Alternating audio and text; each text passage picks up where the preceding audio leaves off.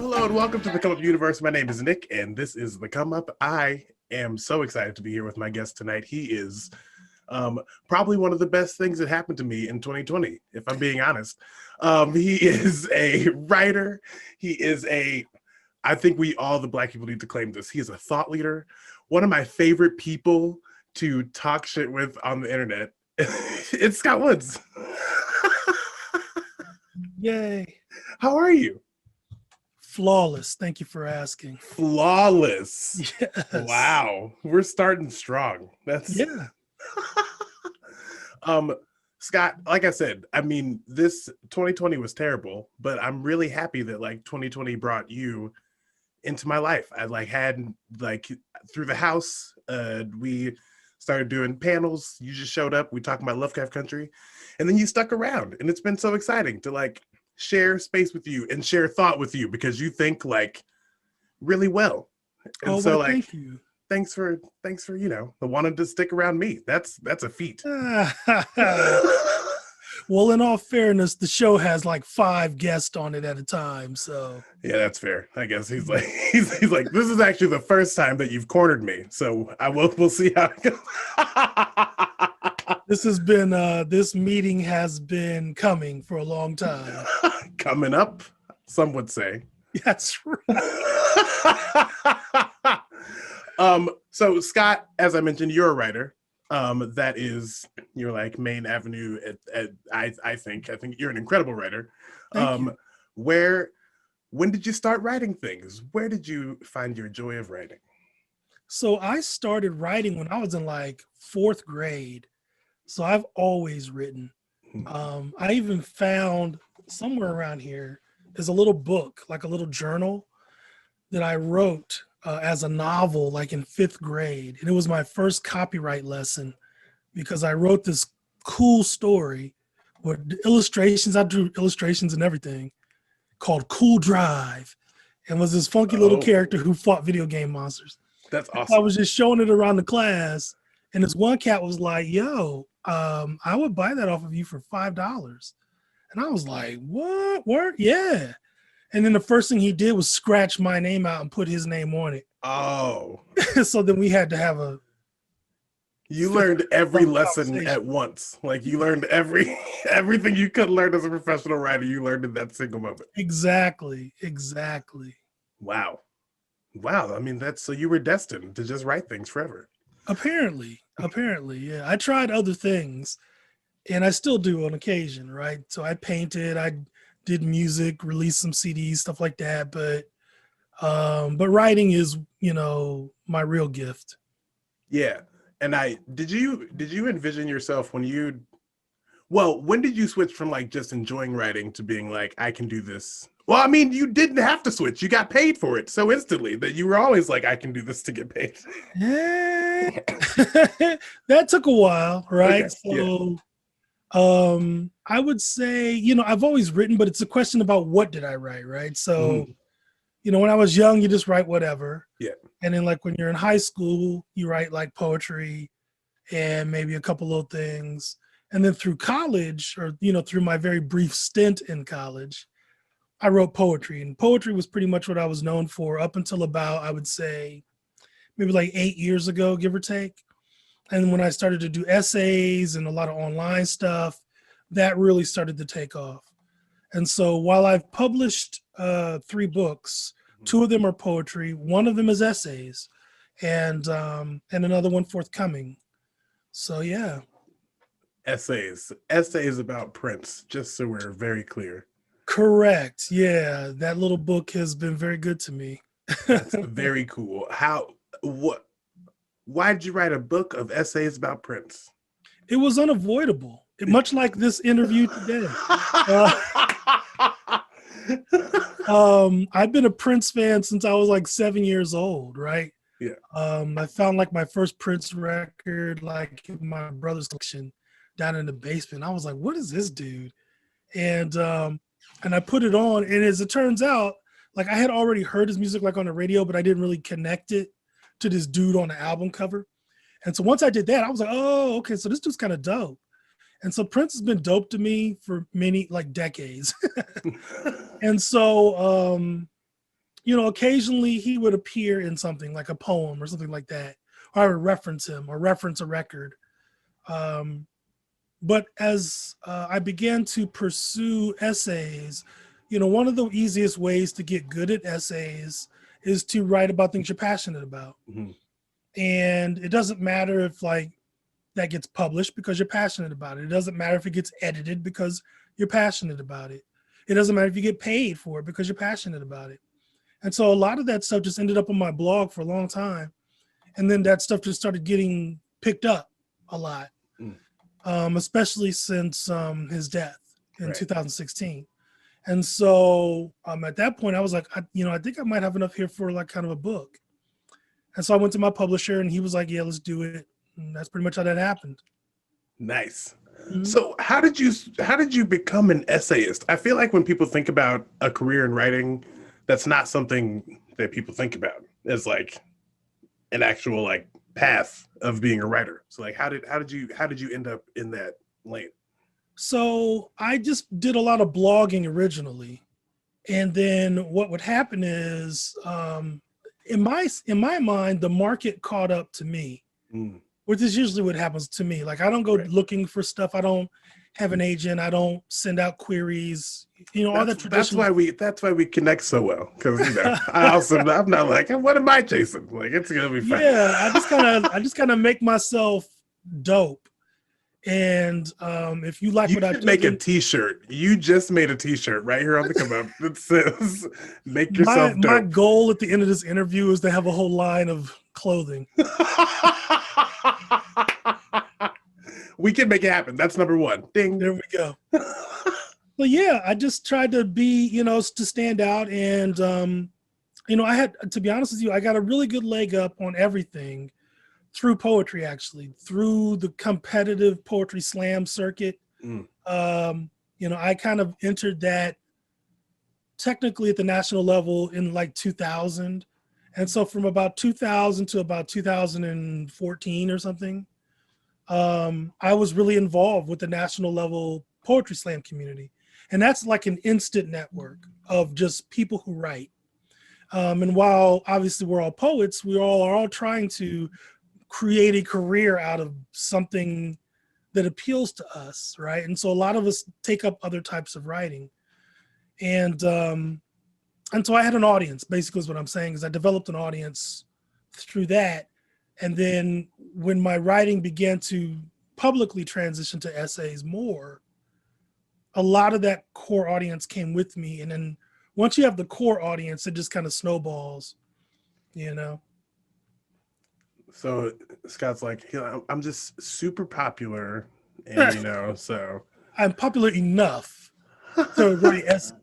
Yeah. Yeah, no, and to me, like, it was always important to me to not just write essays, but to write essays that no one else could write. Mm, And that's the thing, right? Like everybody has a blog or whatever, even now. right. But I was always looking for like the angle, the thing to the left of the thing is what I wanted to write about. Like technically nobody needs a new Prince book, but nobody could write the Prince book that I wrote, because it's not just a bunch of trivia and dates and stuff. It's like my opinions. It's like, the things I wish I could say and stuff like that. And so that's kind of how I write in general, right? Like I don't usually pick up gigs that say, we want you to write this. Like I'm not a journalist Mm-hmm. in that sense, right? I have a weekly column, but the column consists of whatever I want to write. And so that's the deal, like if you hire Scott, we can talk about what you want me to write, but ultimately I'm gonna write what I want to write, and that's not a bad deal. It's not a bad deal. That's a great deal. Yeah, it um, is. so you make space for your words and the writing. You make space for other artists with the Streetlight Guild. Tell us about Streetlight Guild. What is the Streetlight Guild?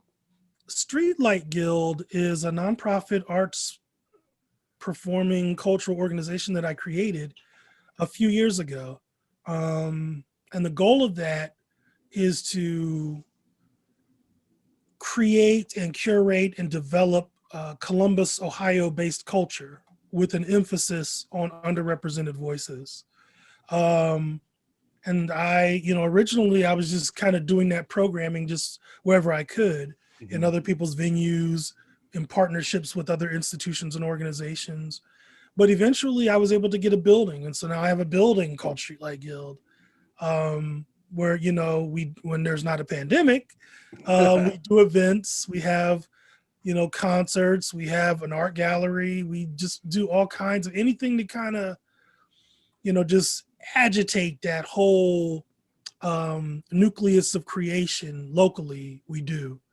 And every once in a while I have like a little national thing kind of pass through or whatever, just to kind of, amp everybody up, let them know what we're dealing with, what else is happening outside of the bubble.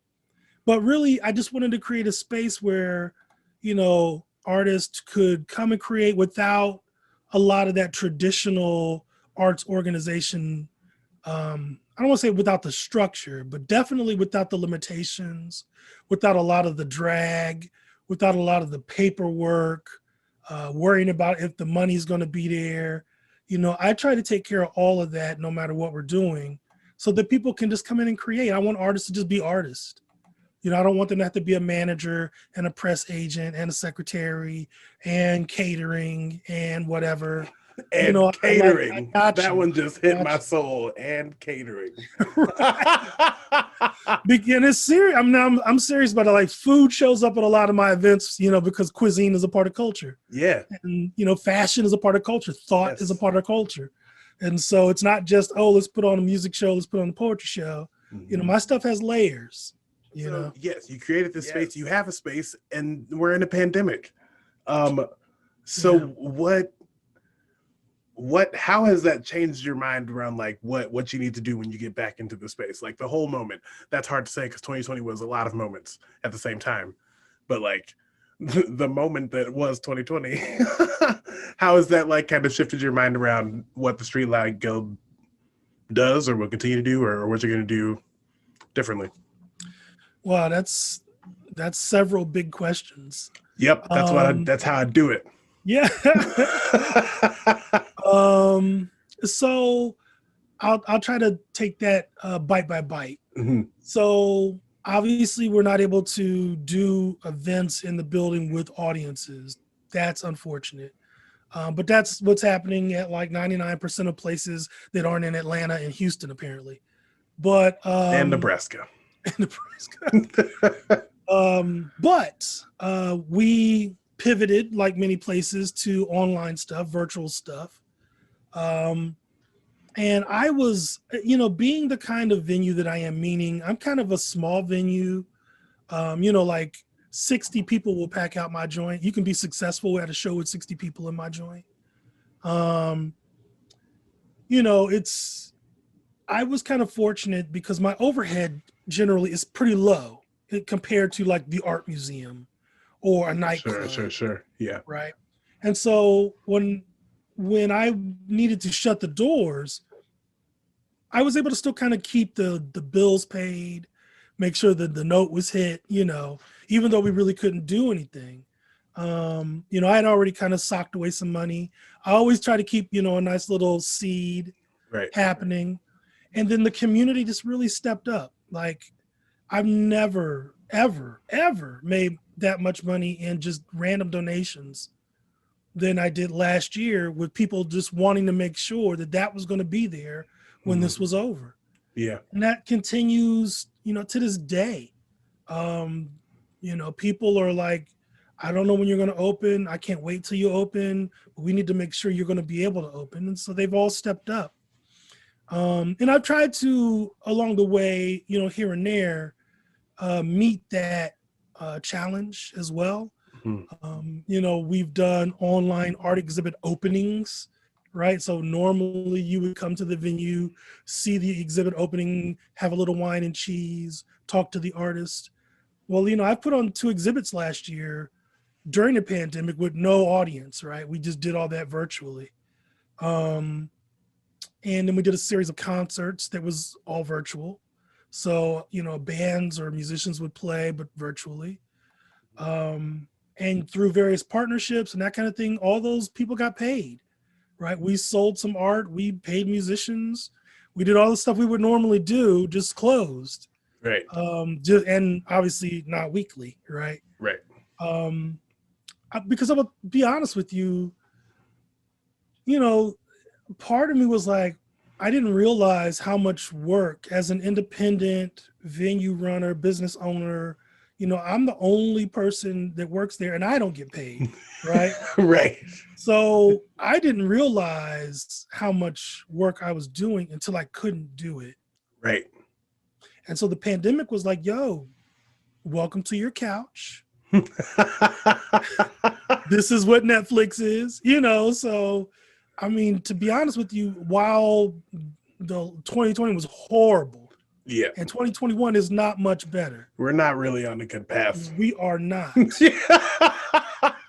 We are not. We think we're halfway through and we're not. No, we're not. We're not even close to halfway through. Right.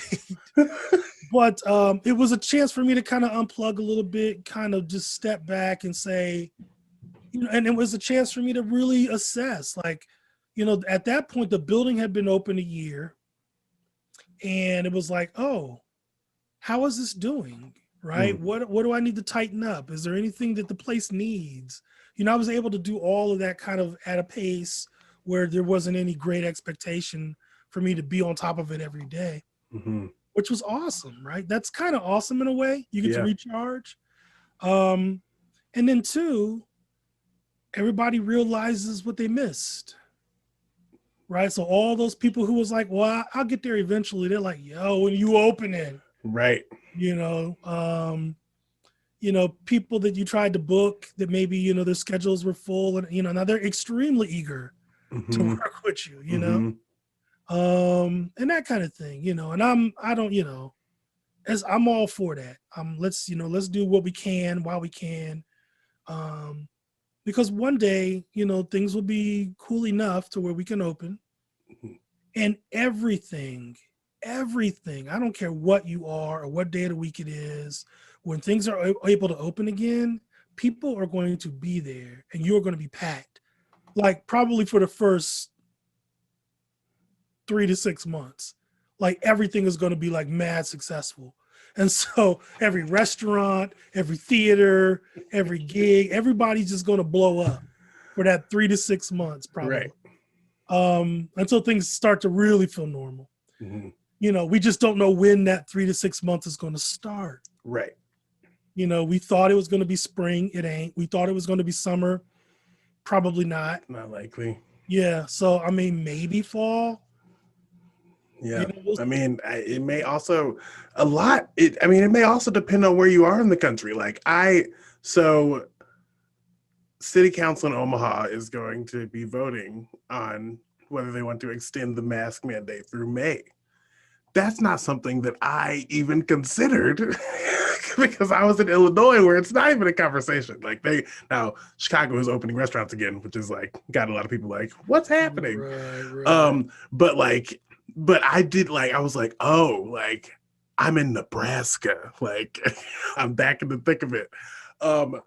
And there's some things that the new administration can do, but like as far as like specific states go, like, oh, we're in for a ride. Like there is so much about to be coming down the pike.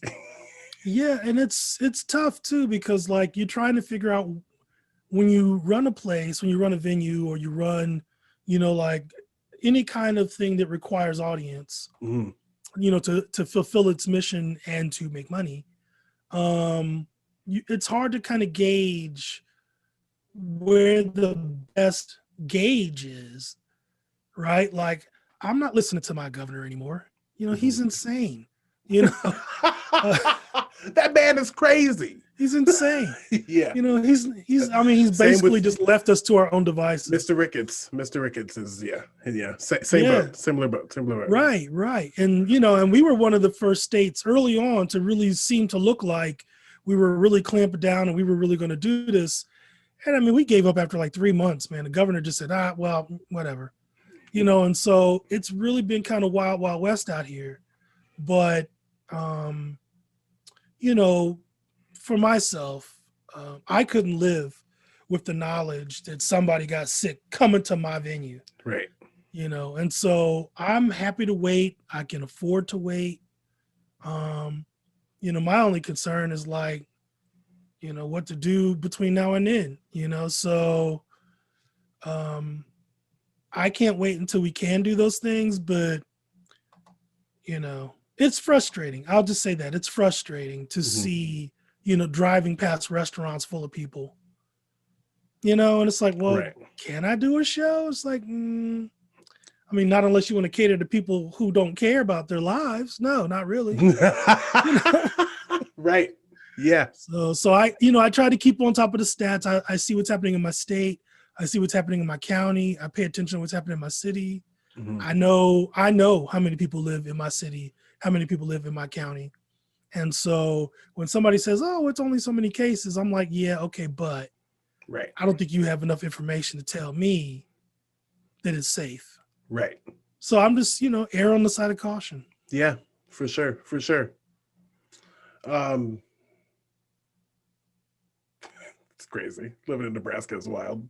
Like living in a whole different world, but especially coming from like Chicago, where like Governor, what's his name? What's his bucket? I didn't left and I forgot his name.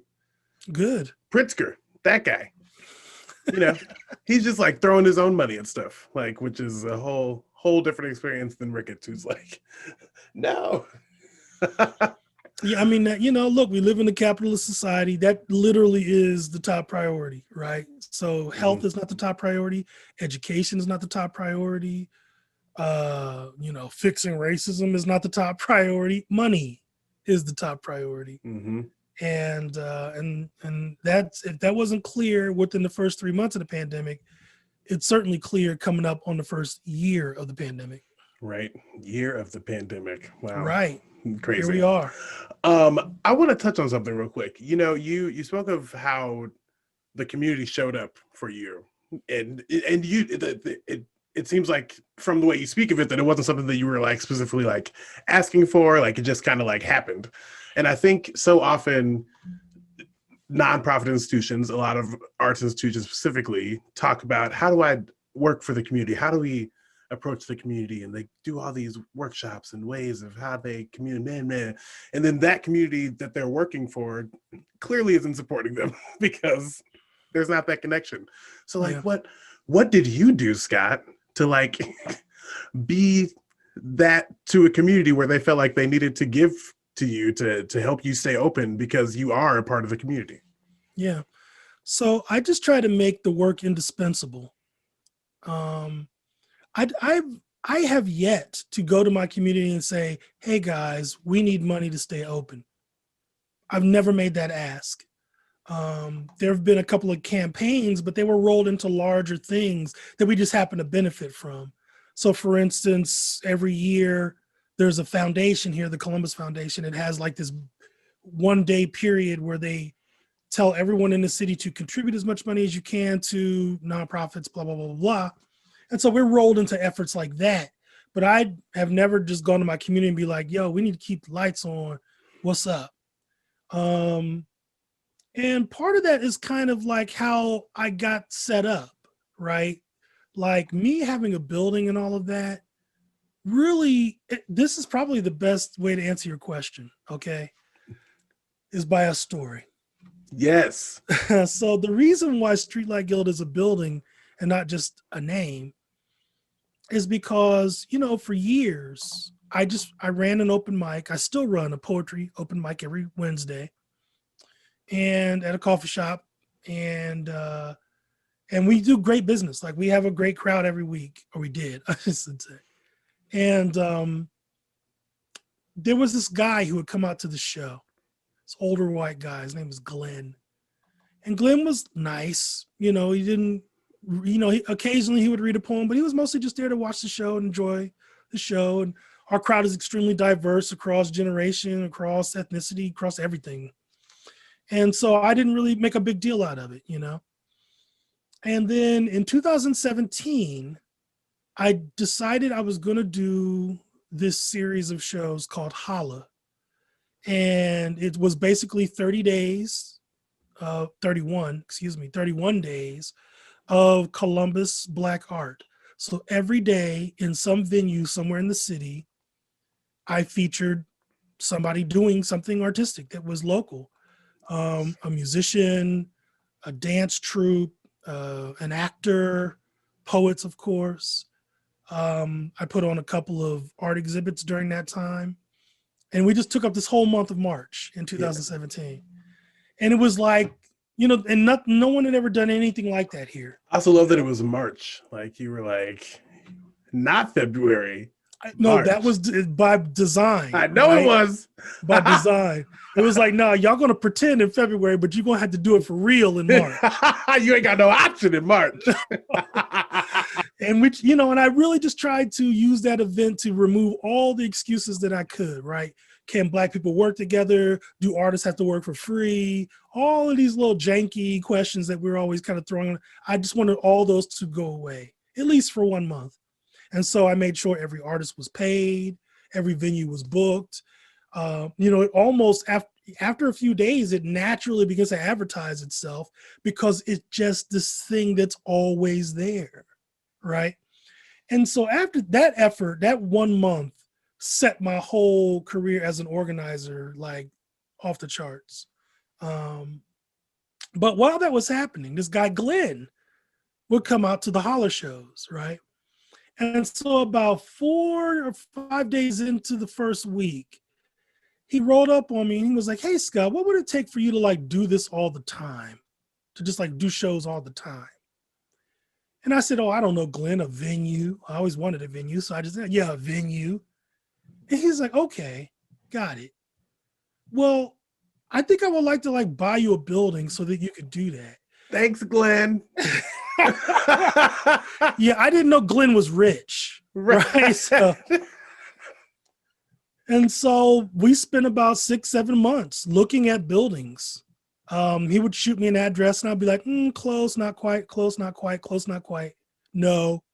And then we found the one that we're in and I was like, you know what? This was like the last building we were going to look at. Yeah. Because we've been going for 7 months and I was ready to just like build something from scratch at that point. It would have been smaller, but it would have worked. Yeah. And he was like, "Well, look at this one more building." And it was a building that I was like, "Oh, this building's perfect." In terms of location, in terms of layout, we had to do a lot of work to it. The building is over 100 years old and it had been misused and it had been vacant a couple of years, at least by the time we saw it. Mm. And so everything in that building had to be changed, right? Every nail, everything. We had to tear out walls, put in bathroom, just put in a wheelchair lift, just all kinds of things. And so that took about a year to get together, to get the building right, at least a year. Yeah. But I was like, "Yo, Glenn," first of all, I was like, "We have to own it. We can't lease any building. I can't be somewhere where, we're going to get gentrified or we're going to get kicked out after 3 years because the rent went up." So we had to own it. And I said, everything has to be ready on day one, right? We can't be in progress on day one. Yeah. Like the gallery has to be tight. The paint has to be tight. The grass has to be tight. Everything has to be tight on day one. We only get that first impression once. Mm-hmm. And so we did it. We pulled it off, right? And so I guess the moral of that story is I just did exactly what I thought should be done, the work that I thought should be done, and I did it the way that was authentic to me. And because I'm community minded, that comes through in the work. That comes through in the decisions that I make. That comes through in the things that I don't do, right? As much as the things that I do. And so I'm just really adamant about community and the power of community. And when you make sure that your work has that ethic in it, then it can't really be denied. And so when people see it, people with resources, people with connections, when they see that, like they're looking for that. Arts organizations are dying to find places that are authentically trying to construct community, and as it turns out, do it well. Mm-hmm. And who happens to have an audience. All of those factors combined are like, yes, we must take this phone call with Scott. We must have a meeting, whatever. So, because as getting a grant is as much about them being able to say they gave you the grant as it is you getting it. Yes, indeed. And so on and so on. Mm-hmm. But that's how that happened. And it happened because I was honest about it. And I've been railing about community already. Like I've been telling everybody all for years. I've just been like, we need to be doing this and Black artists need to be doing that. And why don't we do this and that? And they were all like, yeah. So you get a lot of credit for being the one that pulls the trigger. Yeah.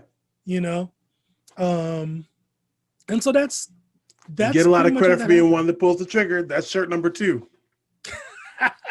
That's shirt number 2. I found it. Yeah.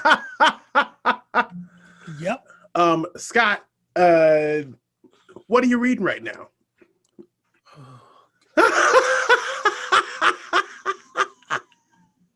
So technically, you can't answer that question. I can't answer that question. You can't answer that question. How many things do you read at once?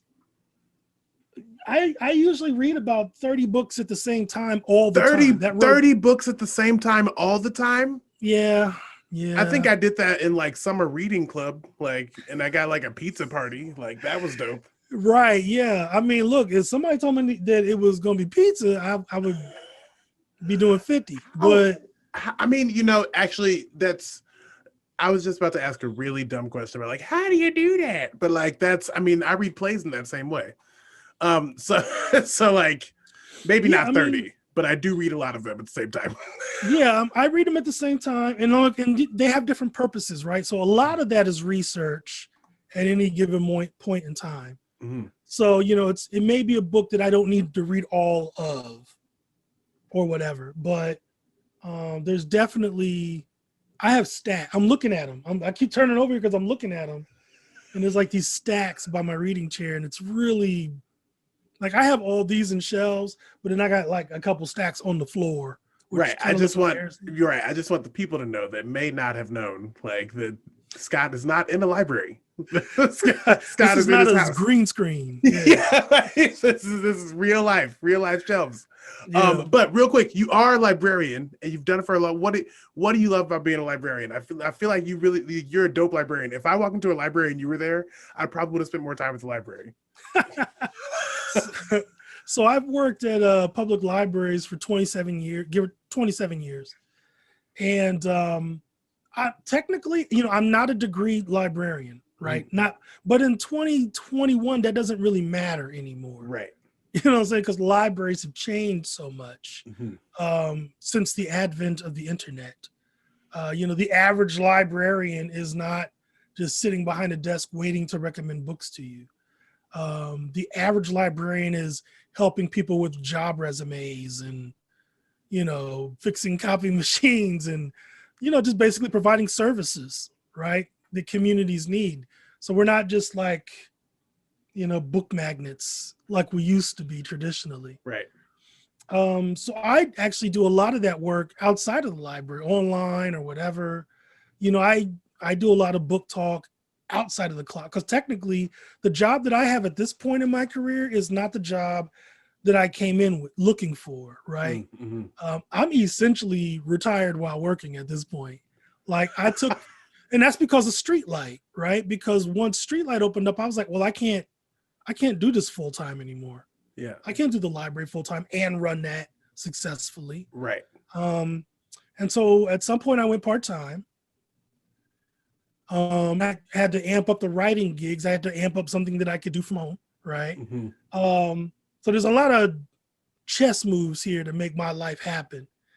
But I had to take when I went part-time, I couldn't just say, well, the same job part-time. I had to take a job that was like a couple levels lower than the job that I had, and which was basically what I came into the library as. So basically now I'm basically where I'm like shelving books.